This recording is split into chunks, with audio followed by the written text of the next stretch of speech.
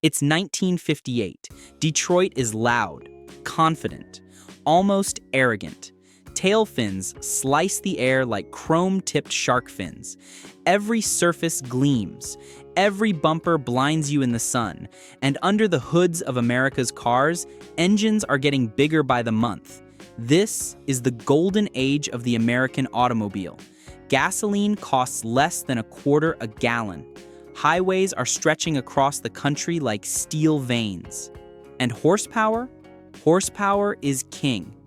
Every major automaker is locked in a war.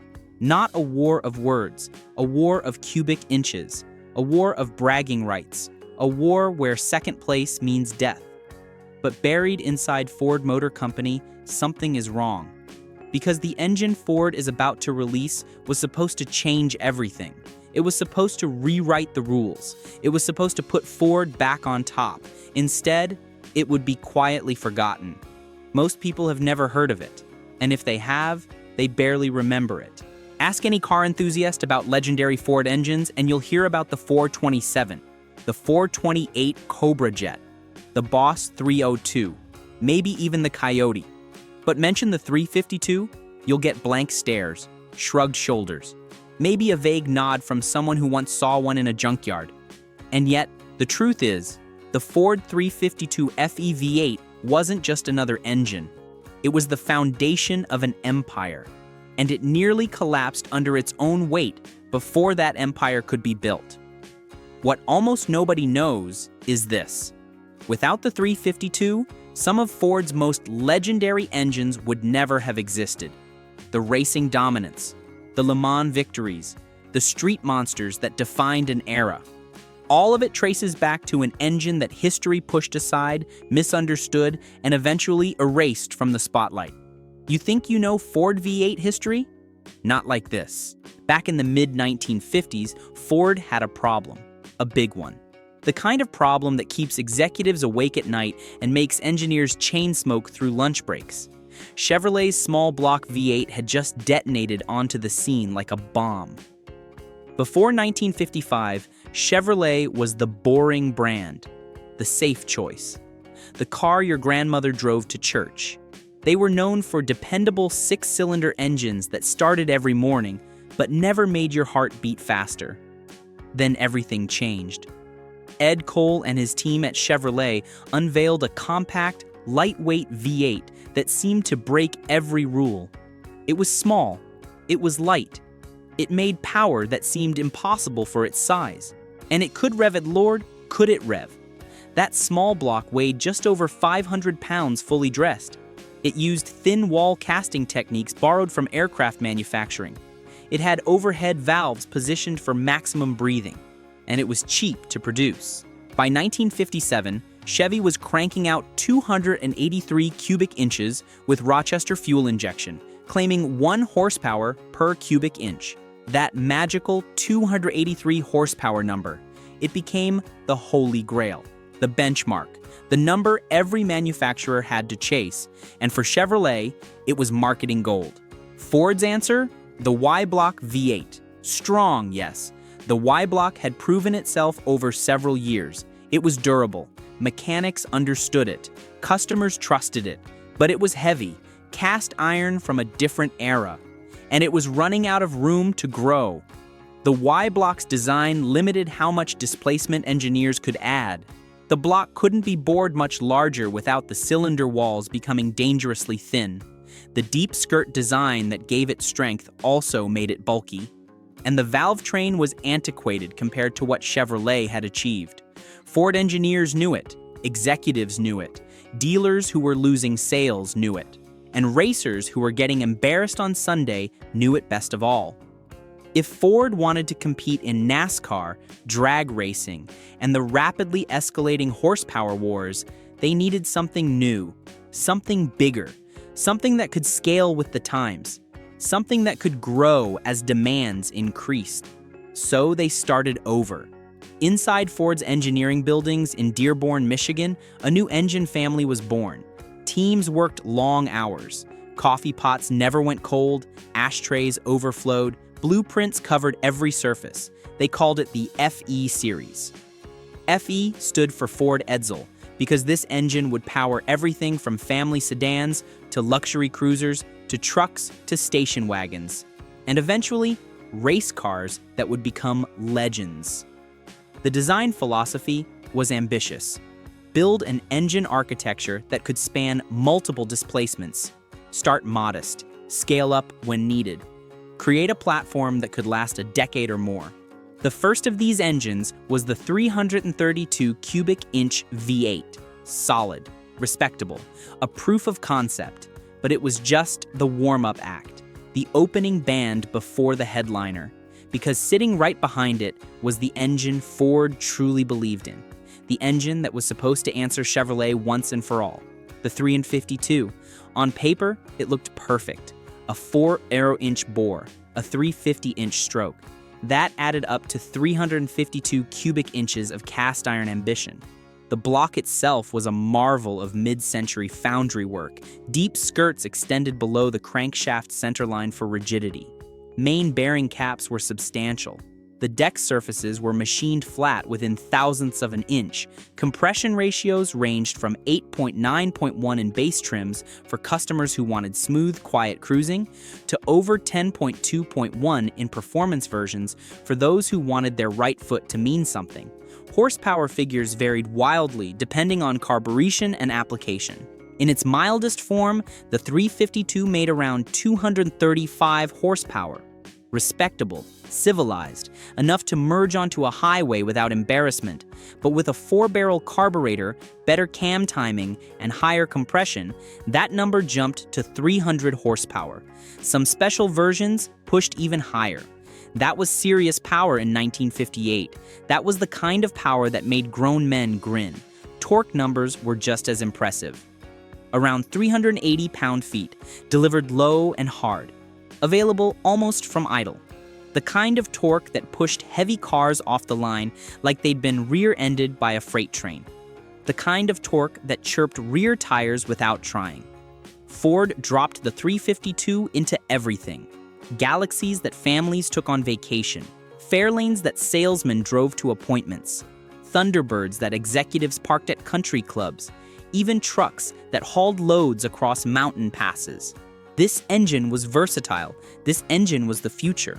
This engine was supposed to restore Ford's reputation. But almost immediately, the cracks started to show. The FE block was physically larger and heavier than Chevy's small block. That was by design. Ford engineers had chosen strength over lightness. They wanted an engine that could handle increases in displacement for years to come. The deep skirt design made it rigid, strong, nearly bulletproof at stock RPM, the kind of engine that would still be running at 150,000 miles if you changed the oil and didn't do anything stupid. But strength came at a cost. Weight, a fully dressed 352 FE tipped the scales at over 650 pounds. In some configurations, closer to 680. That was roughly 100 to 120 pounds heavier than a comparable Chevrolet small block. In racing, every pound matters.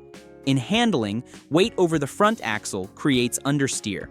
In efficiency, extra mass means extra fuel consumed.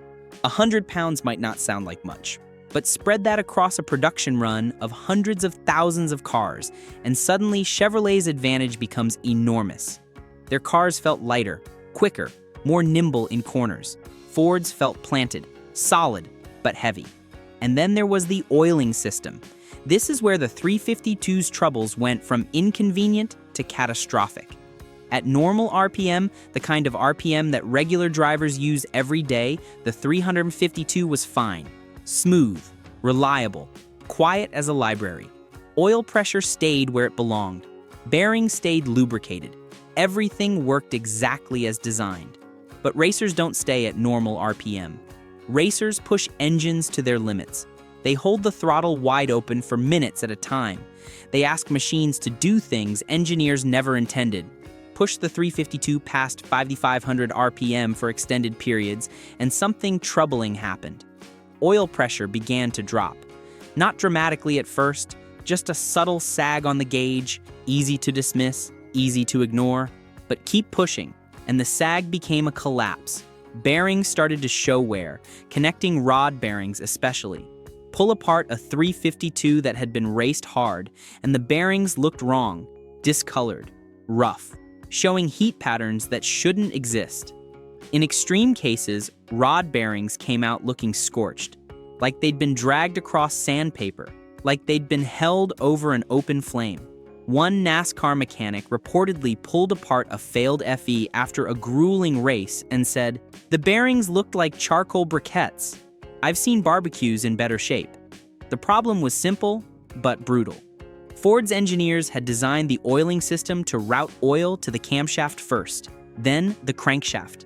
That made sense for street applications. The camshaft needs oil, the lifters need oil. But at high RPM, where the crankshaft is spinning thousands of times per minute and bearings are under tremendous load, the crank was getting whatever oil was left over. At high RPM, the crankshaft was starving. And when a crankshaft starves, it doesn't complain. It doesn't make warning noises. It doesn't give you time to react. It just dies. One moment you're leading, the next moment there's smoke, then fire, then a very expensive pile of cast iron and shattered dreams. Ford tried fixes, revised bearing materials, better oil pumps with higher volume, tighter tolerances on the machining, different oil viscosities. Some of these helped at the margins.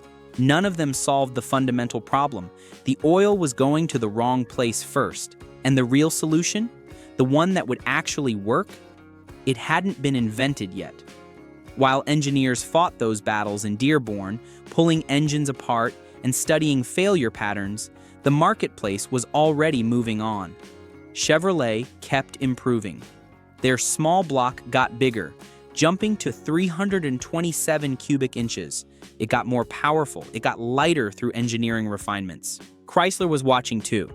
And they weren't just planning to compete. They were planning to dominate. The 413 wedge was coming, and behind that, already on drawing boards, was the weapon that would terrify everyone. The 426 Hemi. Suddenly, the 352 didn't feel revolutionary anymore. It felt stuck in the middle. Too big to be nimble like Chevy's small block. Not big enough to be terrifying like what Chrysler was planning. It was the middle child of engines, and middle children get forgotten. And then Ford did something that would seal the 352's fate forever. They built bigger versions. Same FE architecture, same basic design, but more displacement. First came the 361 cubic inch version. A slight bore increase, a bit more power, primarily for truck applications and Mercury vehicles. Then came the engine that would truly overshadow the 352, the 390. At 390 cubic inches, this was the same fundamental architecture, same bore spacing, same block family, same deep skirt design, but with a larger bore and longer stroke, the 390 made more power, more torque, more headline-grabbing numbers for advertisements. A 390 with a 4-barrel carburetor could make 330 horsepower. In high-performance trim, it pushed closer to 350. In police interceptor packages, even higher. And crucially, it didn't weigh much more than the 352. Same architecture, more displacement, more power, similar weight. Why would anyone choose the smaller engine? Most buyers didn't. Dealers stopped pushing it. Racers didn't consider it. By the early 1960s, the 352 was already being overshadowed inside its own family. It became the engine you got when you didn't check the right box on the order form. The engine for buyers who didn't know better. Production numbers declined. Enthusiasm disappeared. The 352 became invisible. But here's where the story takes a turn that most automotive historians overlook. Because while the 352 faded quietly from the spotlight, never getting the recognition it deserved, its DNA went to war. The same FE architecture that debuted with the 352 was stretched, reinforced, and transformed into monsters. Every lesson learned from the 352's failures was applied. Every weakness was analyzed. Every catastrophic bearing failure taught engineers something new.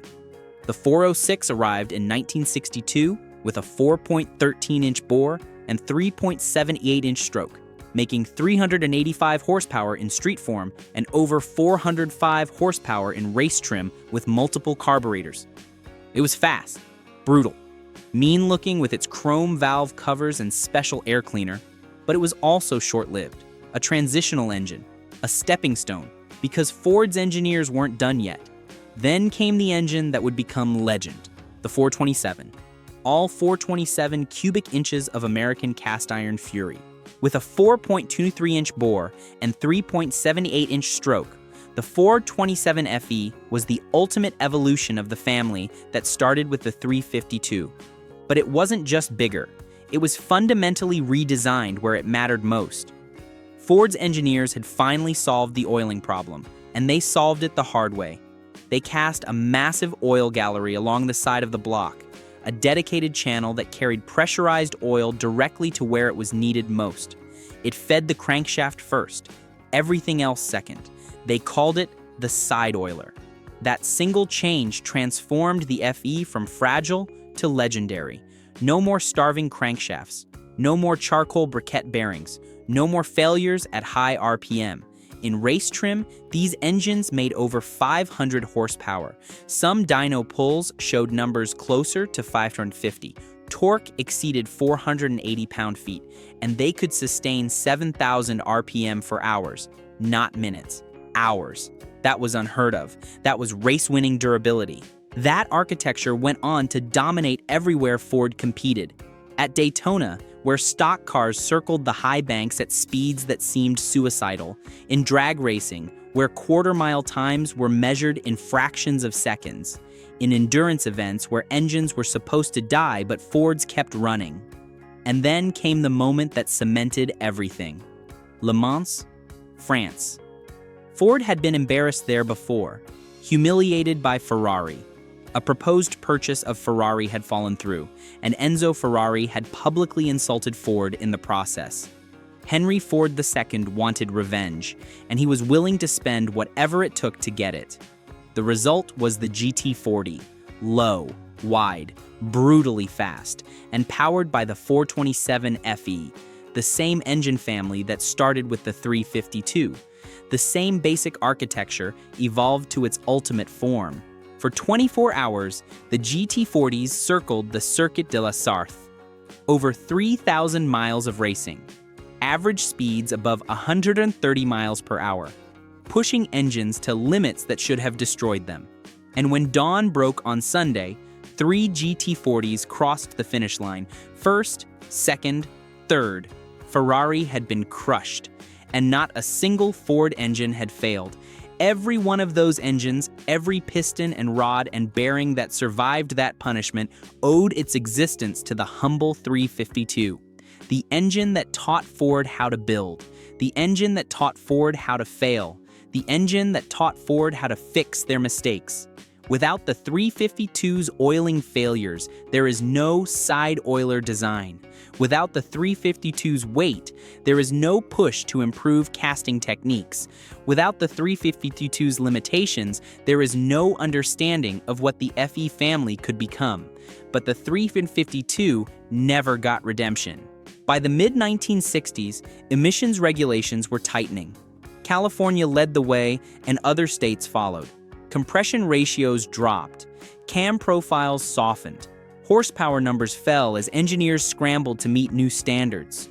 The muscle car era briefly reignited interest in big V8s, but the spotlight stayed on engines like the 390 GT, the 428 Cobra Jet, and eventually the Boss motors that captivated a generation. The 352? It became background noise, a footnote in brochures, an option code that nobody checked. Production quietly ended in the late 1960s. Tooling was repurposed for other engines. Blocks were melted down and recast into something else. No fanfare, no farewell, no legend. Today, most people see the 352 as a boring engine, a cruiser motor, something you find in an old Galaxie that a retired guy drives to car shows. It runs fine. It starts every time. It sounds like a V8 should sound, but it never excites anyone. It never makes hearts beat faster. It never gets the crowd to gather around. And that's a tragedy, because that completely misses the point. The 352 wasn't built to be famous. It wasn't designed to win trophies. It wasn't created to be remembered. It was built to learn. It taught Ford how to cast stronger blocks, how to scale displacement across a family of engines, how to identify oiling failures before they became disasters, how to fix problems at race RPM when everything is trying to destroy itself, how to survive competition that wanted them dead. Without the failures of the 352, there is no 427 side oiler. Without the 352's limitations, there is no GT40 dominance. Without the 352's quiet lessons, there is no FE racing legacy. And here's the real shock, the part that should change how you think about automotive history. The engine Ford forgot is the reason their legends exist at all. So next time you hear someone talk about Ford's greatest V8s, ask yourself this: what's more important? The engine that wins the trophy and gets its picture in magazines, or the one that made winning possible in the first place? Because sometimes history doesn't remember the first soldier into battle, the one who took the bullets, the one who found the minefields the hard way, the one who sent back intelligence about where the enemy was hiding, but without him, nobody else makes it out alive. The 352 FE was that soldier, and it deserves to be remembered. If you enjoyed this deep dive into one of Ford's most misunderstood engines, let me know in the comments what you want to hear next. Another forgotten V8? Another rivalry that shaped an industry? Another mechanical secret hiding in plain sight? And make sure to subscribe, because the next story is even wilder, and you don't want to miss it.